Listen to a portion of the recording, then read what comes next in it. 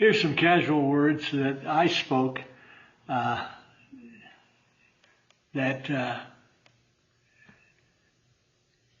caused a transformation. I just recommitted my life to Christ. I knew I needed to find a church, and I went to Victory Chapel in Flagstaff, Arizona. I'd been there twice before this, and I really hadn't liked everything that was going on. It was a tiny little church. It was Pentecostal. I was a Baptist. Amen. It kind of freaked me out.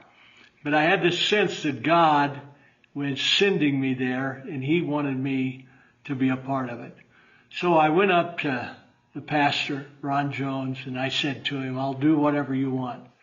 And without hesitation, he looked at me and he said, "Okay, you're the song leader."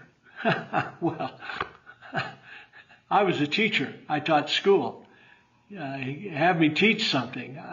Nobody had ever asked me to sing. Amen. And I said, "Well, I can't do that." And he said to me those words that transformed my life.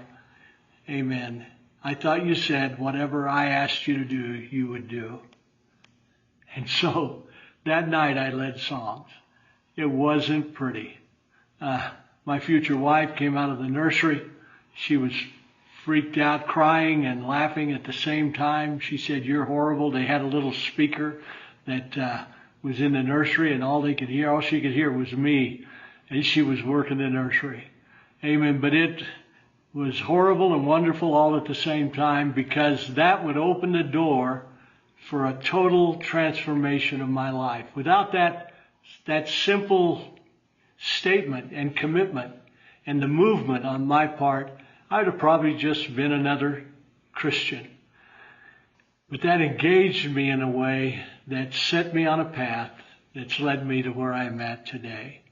God has a path for you, but you have to have the courage to move.